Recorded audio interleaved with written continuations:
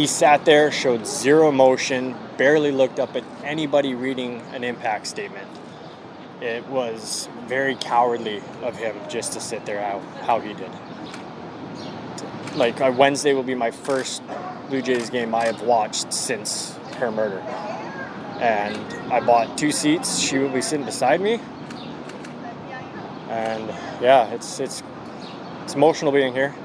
But like I said, it's been a hard 4 years. This door is now closed, but there's still, the next 50 years of healing from this. She was just a ray of light. She, brought joy to everyone in the office. She was amazing. She was a colleague, but a best friend of mine. One of the kindest humans that I know. And it was important to me to speak on her behalf. I pay zero mind to that person in there. In my statement, I don't make reference to that. He doesn't exist as far as I'm concerned. And at one point I almost wasn't sure if I was going to give this statement knowing that he was there. Because for me, I know that I was also a target and he just didn't succeed, which is what the goal was for that day, right? To kill as many women as possible. So that was hard in itself. But it's not about him. Today's not about him. It's about those victims and those survivors today. There's lingering effects that don't just go away.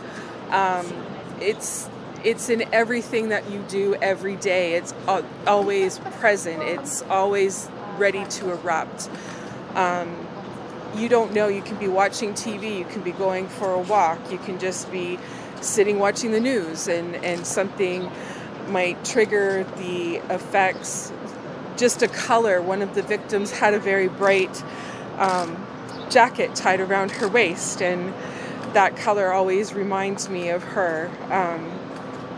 Just little things like that, and I just didn't want that to be forgotten. And I just wanted to speak for the people who aren't able to speak up for themselves or for their loved ones that have passed away. Today was very, very, very hard. It is 4 years on, but it's still very tough to remember the ugly details. You start dealing with your loss, but then there are all these ugly details that you forget. You just, at the end of the day, it's a loss. But a day like today, when you hear other people's victim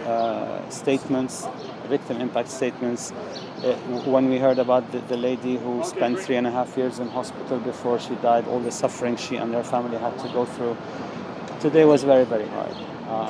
But again, we had to do what we had to do. I'm glad I had the chance to come here and read my and my mom's impact statement, and I'm just thankful it's over. It was an incredibly difficult day. I think an incredibly emotional day.